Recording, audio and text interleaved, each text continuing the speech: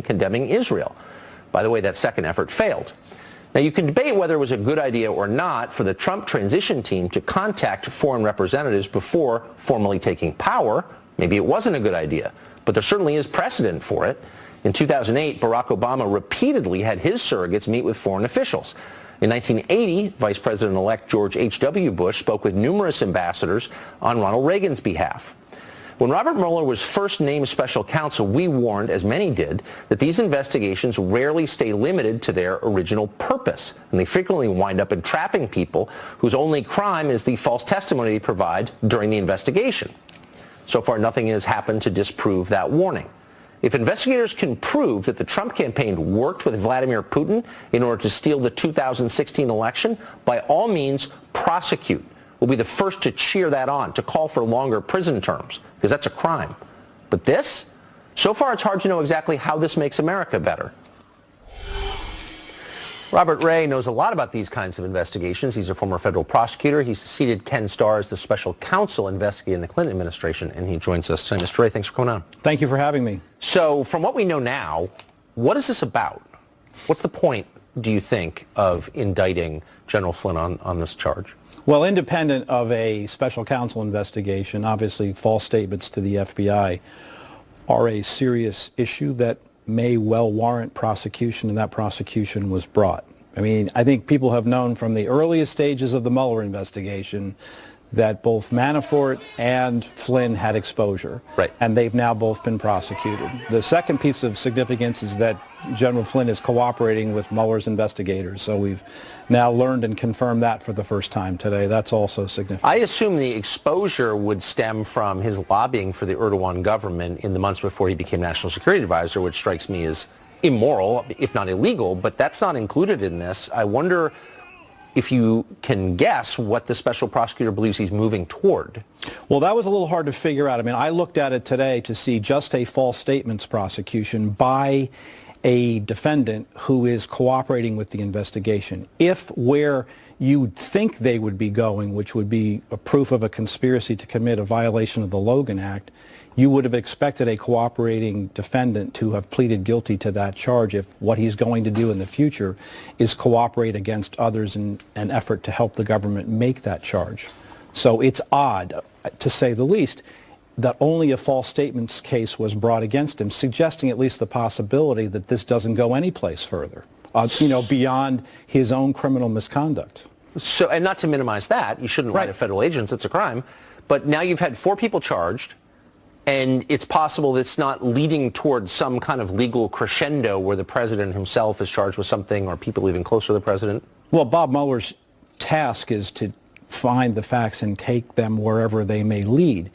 Where they may lead may be no place, meaning no further than this. We don't know yet. We don't know what else he has. I mean, I think everything up to this point has always suggested that it was inevitable that Paul Manafort and Michael Flynn would be prosecuted. I think most reasonable, knowledgeable observers of the investigation had concluded long ago that that's where the investigation at least would go. Now, whether it goes further or not, who's to say? So Flynn's cooperating in order to do what? Do we have any guess? Well, to help investigators determine whether or not other crimes have been committed. But, what, as I suggested, I'm reading between the lines, and so you can't, say for certain.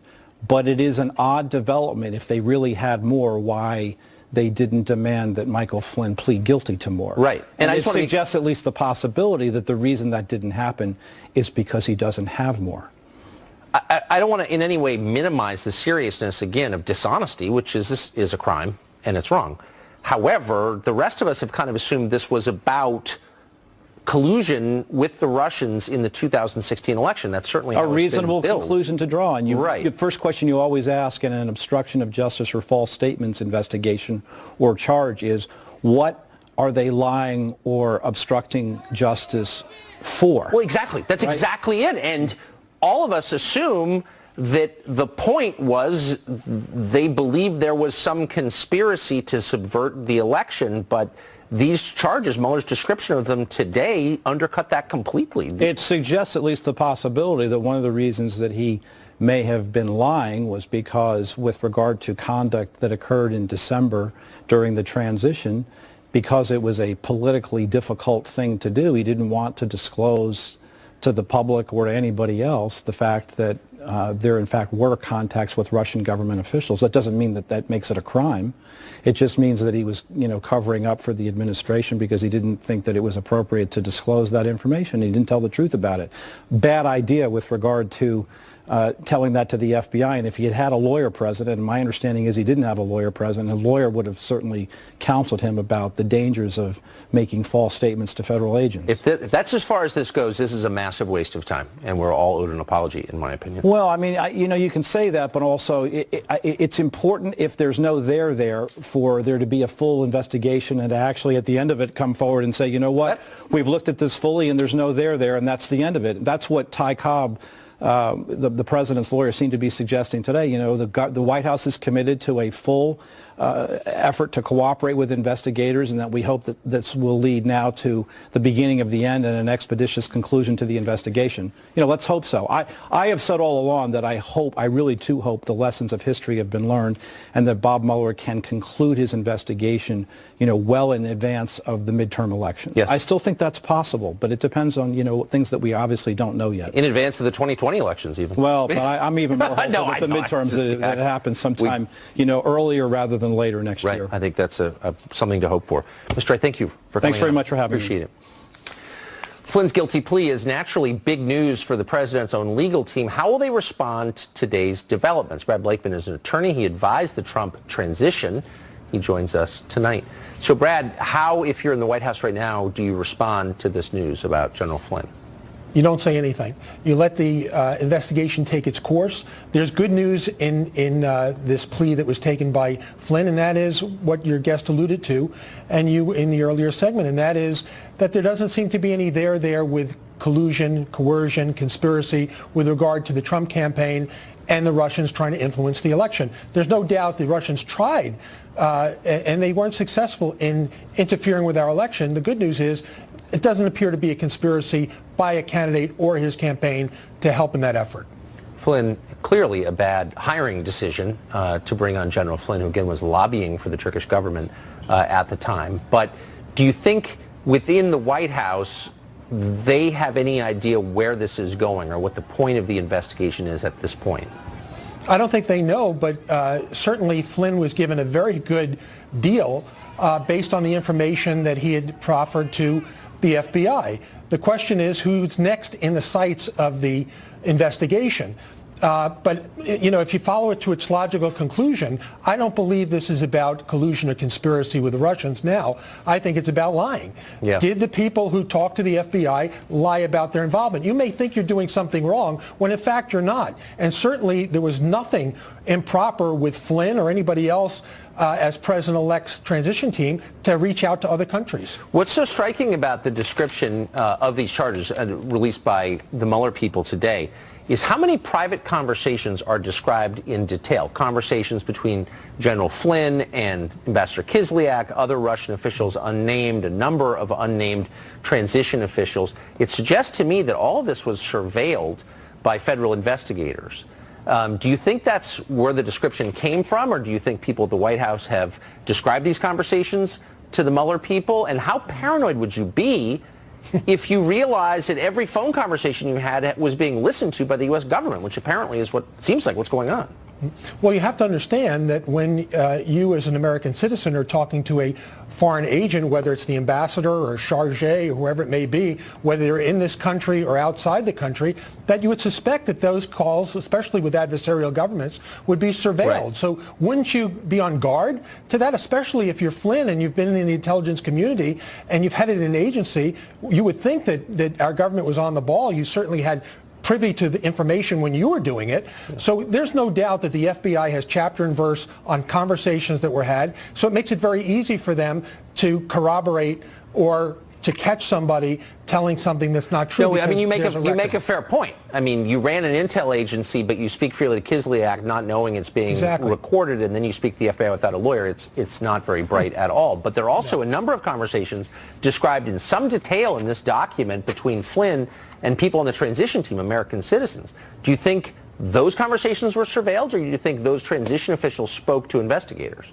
Well, I would hope that it was testimony that was given to investigators and not surveilled, because in order for that to happen, there would have had to have been a warrant, and I would be very interested into how that warrant was made. Was it on information that was corroborated? Was on hearsay? These are things that would be very troubling if, in fact, Americans were being surveilled by law enforcement. Yeah, well, they are being. Brad, thank you very much. I appreciate it. The Attorney General of the United States, Jeff Sessions, joins us next for an exclusive interview. Stay tuned. And as a city views U.S. immigration law with contempt. So what is the Trump administration's response to all of this? We're joined now by the Attorney General of the United States, Jeff Sessions. Mr. Attorney General, thanks for coming on. Thank you, Tucker. So before I ask you about Kate Steinle, I feel duty-bound to ask you at least one question about the charges we saw today filed against General Flynn. I know you've recused yourself from the investigation, but you were part of the transition team, during which time he was working, in effect, for the Erdogan government as a lobbyist. He hasn't been charged related to that, but it's striking. And my simple question is, did anyone know that he was taking money from a foreign government to forward their aims in the United States? Well, Tucker, you know, this is part of the special counsel's investigation, and I don't think it's appropriate for me to comment on that now, and we'll just have to see how those cases go. Okay. Well, with that, I won't keep trying. So to the Kate Steinle thing, what's your initial reaction? What was last night your initial reaction to the not guilty verdict on the Well, it was such a sad event. I've gotten to know Mr. Steinle and the son and talked to Mrs. Steinle on the anniversary of that death a few months ago. So it's a personal thing with me. I would just say that it's one of the most tragic stories that anyone could have, and to be holding your daughter in your arms like that. But the fundamental question we've got to deal with, and it's time for this country to get its head on straight. These cities should not be protecting criminal aliens, right. People who come into the country unlawfully, then they commit another crime, and then they hide that individual and don't let them, as they did with Zapata, be turned over to the ICE officers so they can be properly deported. So the killer, and he is the killer, is now being deported? That will be his ultimate fate. We are confident, and we are going to do everything possible to ensure that happens, although there are some potential other charges that could be brought against him. And before being deported and released, we think he should face every charge that is proper to be brought against him. And you can be sure our Department of Justice is working right now to bring any charges that are appropriate. One warrant has been released on him because he has violated his terms of release in his prior federal conviction for returning to the country unlawfully. So he's got one warrant we know that's already outstanding that would hold him for more prison time. So he was able to shoot and kill Kate Steinle because officials in San Francisco released him from jail despite Justice Department requests to hold him for deportation. So that there's a clear connection between the sanctuary city policy in San Francisco and the murder of this young woman. And yet those policies are still in place in San Francisco and in an increasing number of cities around the country. And the federal government seems impotent in the face of that. Doesn't seem to be able to do anything about it. Why? It is a very frustrating situation right now. I would just say the federal government had this individual, was holding him and going to deport him, but San Francisco put a detainer on him basically, and we turned him over to complete the sentence there, and they refused to turn him back over to us, released him into the city, and that's how this happened. So the federal government and President Trump is crystal clear. We are doing everything possible to get these cities to reverse these policies. We do not believe they should receive any money that they are not lawfully entitled to under the grant procedures of this country, and we're going to work hard on that.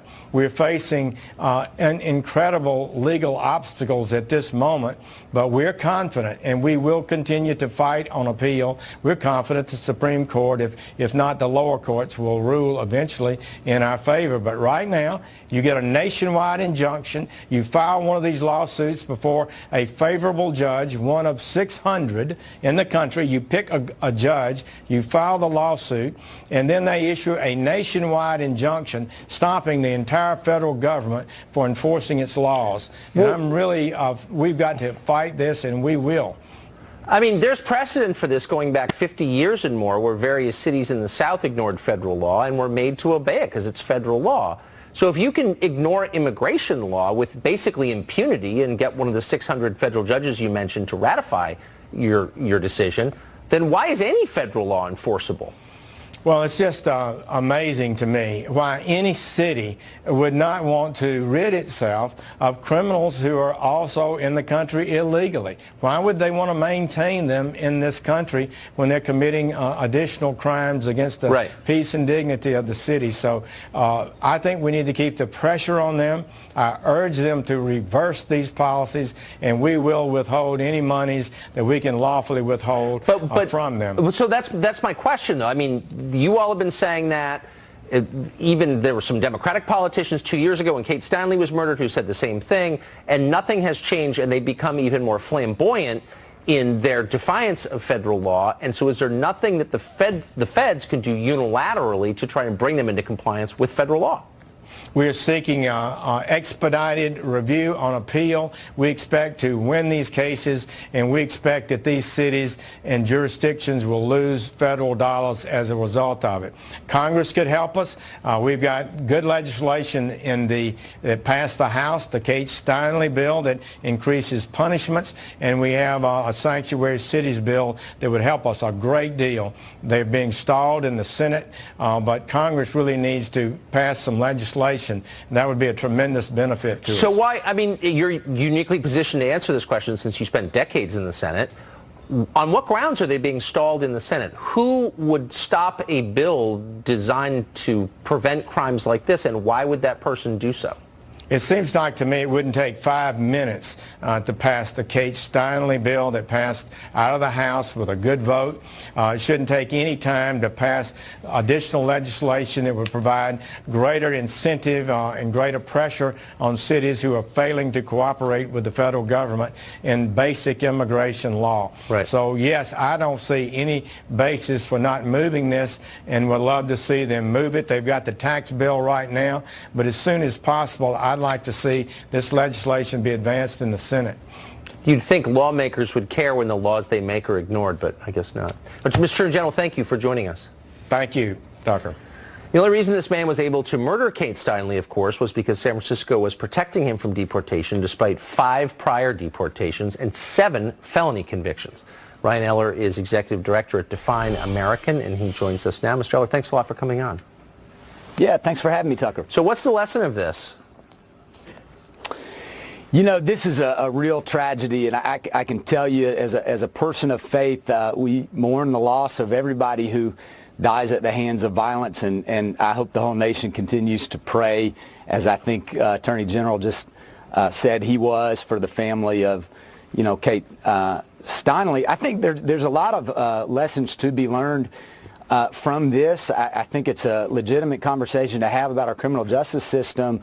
I think where we start getting into really troubled waters is when we, you know, talk more about sanctuary cities and relationships between local governments and federal governments, and somehow make this more about immigrants and immigration as opposed to this really tragic and unfortunate case.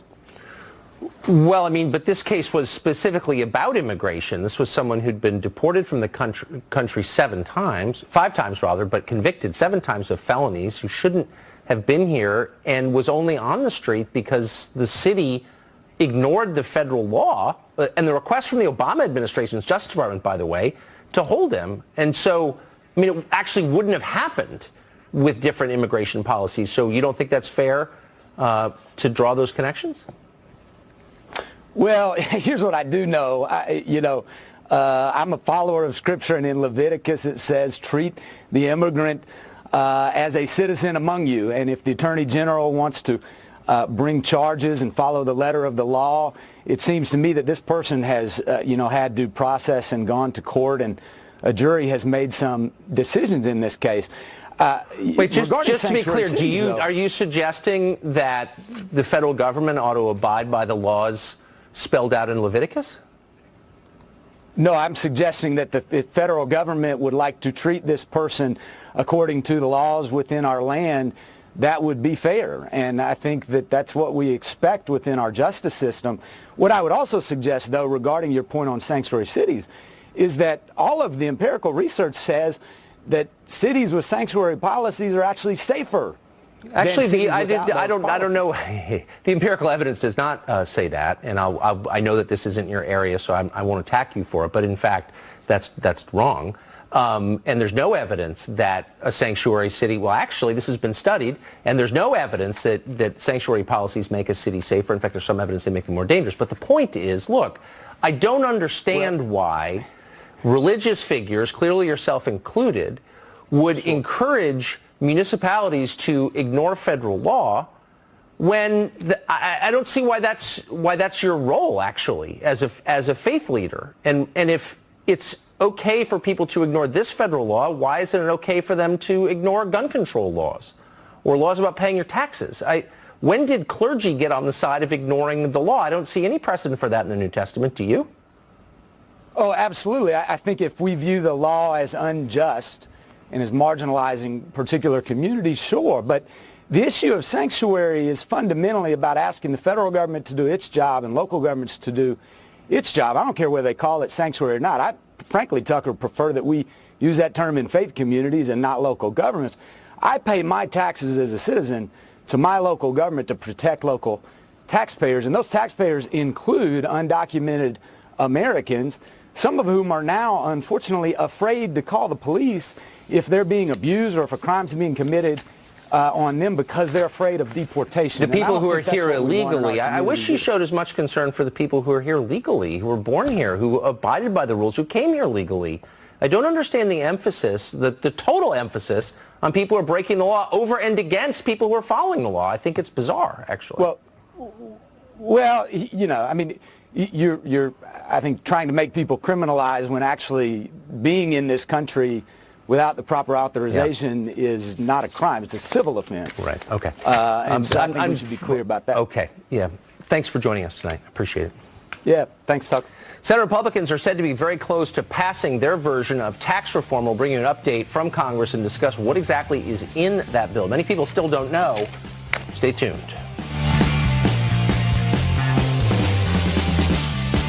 With the latest developments. Ed, what's up? Tucker, great to see you. The Mike Flynn guilty plea overshadowed a bit what is a huge day for the president. He's on the verge of a dramatic victory, delivering on that big, beautiful tax cut he's been promising. Breaking late today, Republican Bob Corker, who, like John McCain, has been basically feuding with the president, announced he's voting no on the tax cut because of concerns it will add too much to the national debt. But in the end, his opposition might not matter much because other Republicans on the fence, like McCain, Susan Collins, came on board, giving Mitch McConnell what is expected to be a much-needed victory after that big failure on repealing and replacing Obamacare. The president has already been touting a stock market that has been on fire until today's news about Flynn. The Dow yesterday seeing its 63rd record close this year, and it could be roaring again after some of these changes.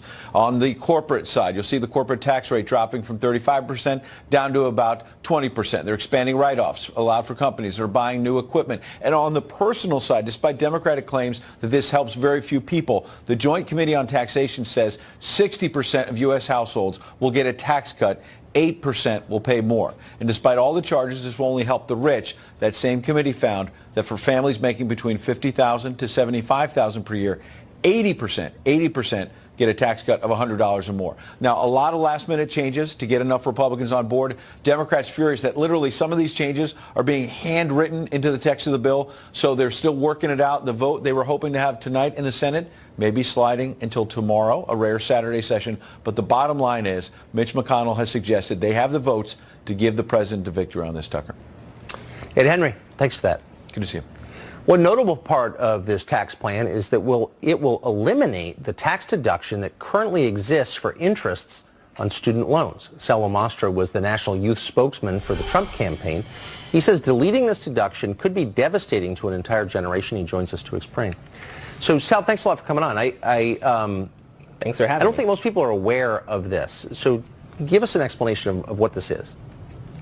So I wasn't aware of it till a couple of days ago, and I was all for this tax bill. And let me preface this by saying I support the president 100%. I always have, always will. I think he's done a great job so far, and I think this tax bill hits a bunch of high notes that will bring a lot of wealth, jobs, and innovation back to the country. But when looking at bringing all that innovation back and looking at the next great American workforce, we have to look at millennials who have been devastated by the Great Recession and by Obama's weak, anemic recovery. And so having these student loan interest deductions helps them a lot. So right now, about 25% of student loan borrowers are currently in default, deferment, or forbearance. That's over $300 billion of the $1.4 trillion in outstanding student loan debt. Now, right now, the Consumer Financial Protection Bureau, the Department of the Treasury, and the Federal Reserve have all warned in statements and testimony that the current student loan debt in this country at $1.4 trillion is as dangerous to the economy as the housing bubble was in 2007. I think that's right. Yes. Yep. And so we desperately need to keep this in there, and I urge House Republicans and the President to make sure that this is in there before it gets back, because not only will this be devastating to my generation when it comes to their future economically and reaching milestones like buying a house and cars and getting married, having kids, it's bad for Republicans politically. I mean, look at Bernie Sanders, Elizabeth Warren, Kamala Harris, you know, these socialist Democrats. They're going out there and they're talking about how bad this is for the middle class, which is mostly young people and their families. And so going out and saying, look, the Republicans gave a 15% tax break to these evil corporations making billions and billions of dollars, but they took away your student loan deductions. It's not good either way. And, you know, evil may be a little strong, but some of those corporations are not in sync at all with the Republican values or conservative values at all. But here's my question. That's their talking point. No, but to some extent, you know, they're not far off from a conservative perspective. A lot of these corporations are deeply hostile to traditional understanding of conservatism, for sure. But isn't it kind of beyond dispute that one of the reasons young people, or the poorest group of Americans, aren't getting married, aren't buying vehicles, aren't buying homes, aren't launching out of their own parents' homes in a lot of cases, is the weight of student loan debt? That's exactly it. I mean, 30% of millennials have had to move back in with their parents because they simply cannot afford it. Right now, about 50% of current college graduates are working in a job that requires a high school diploma or less, and about 300,000 are working for minimum wage. They can't afford to pay these back, and they won't be able to if any of this continues, especially getting rid of the deduction. And, you know, talking about how bad it is and how bad millennials want out of student loan debt, a third of them have said they would sell an organ to pay off their student loans. So maybe has it occurred to anyone that maybe one of the reasons young people are so radical politically, and that's bad news for America, is because their economic future has been thwarted in part by these loans? Like, this is causing social turmoil. Exactly. And don't get me wrong, we definitely need higher education reform in this country. I agree. ASAP. And that includes dealing how student loans are given out, qualifications for them, etc. And so when you look at that and you look at how bad the recession was for millennials and how they haven't really been able to recover, and how the notion that that was all brought about by Republicans and ideals and conservative values and capitalism, you get this equation. I mean, right now, you know, the new poll out of the Communist Memorial Fund found that 44% of millennials would rather live in a socialist society than a capitalist one. And so we have a lot to terrifying, go on and PR. this is one of the reasons why I think. Sal, thank you for bringing this to our attention. And we can't leave it out. Thank you, Tucker. Good to see you. Hillary Clinton has a lot of accomplishments that would include returning slavery to Libya. We'll tell you how that happened next.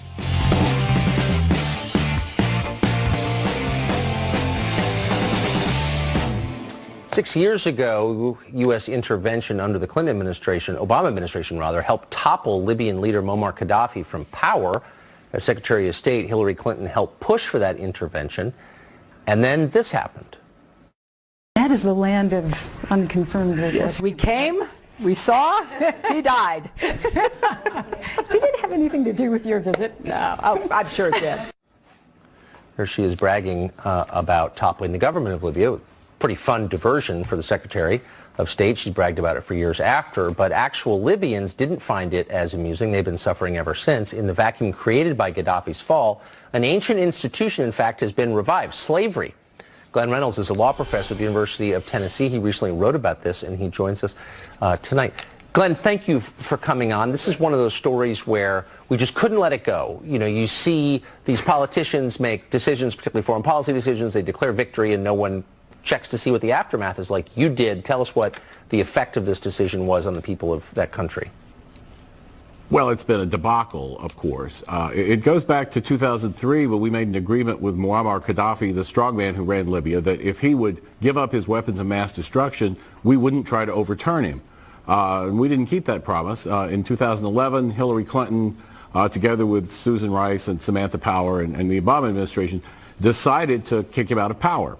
They bombed and got rid of him, and as you can see, sort of gloated after he was killed by a mob. And there wasn't much of a plan on what to do next, other than some advice Hillary's advisor Sidney Blumenthal gave her about how to fit this into her presidential campaign plans. And now Libya's torn up with civil war. You've got fighting militias. You had a wave of refugees passing through Libya. A lot of them got stuck in Libya, and now some of them are being sold essentially as slaves in slave markets to work on farms and that sort of thing there. And CNN covered that, BBC covered that, and it became a story last week. And I saw it, and I thought, you know, this is a real mess. I mean, we heard about this, we knew it was bad, but years later, Hillary's sort of gotten off scot-free on this. People don't bring it up, and yet this is a royal debacle. Of course it is. And Susan Rice and Samantha Power never hold to account for this. But I wonder what effect it has on the countries in the region around the world. I mean, next time we go to a leader, a strongman somewhere, and say, look, you know, disarm and we'll reward you, why would anybody ever follow those instructions again? Oh, we're ruined for a generation with this. I mean, right now, you know, we'd like Kim Jong-un to give up his nukes, right, and he probably wouldn't anyway, but we certainly can't make him any promises he'd believe, because who would? That's an excellent point. Has there been any soul-searching on the part of the people who did this? They wrecked an entire country and threw the whole region into chaos. Has anyone apologized or said, you know, maybe we've learned something from this? You know, not really. During the 2016 campaign, in one of the early primary debates when Senator James Webb was still running, he raised the issue with Hillary, and she just sort of blew it off and said, oh, no, it was a big success. I've certainly never heard Samantha Power, who was pushing this as part of an effort to establish a doctrine of international law called responsibility to protect as a justification for intervention. Never heard her say, oh, gee, we kind of blew that. Although you notice that responsibility to protect didn't get brought up again after this. Of course not. Now that they're selling slaves in the market. One of the least impressive people ever to serve at a high level of government. Professor, thank you for bringing this to the attention of our viewers. It's worth it. Thank you. Well, advances in artificial intelligence and robotics are causing the automation of more and more jobs, many jobs, and it's going to have a massive effect on working class employment in this country. Mike Rowe is here next to explain what's likely to happen. It may not be as apocalyptic as a Terminator movie, but robots do seem to be taking over the country. Automation has already eliminated millions of middle-class manufacturing jobs. Fast food restaurants are experimenting with burger-making robots. Soon, self-driving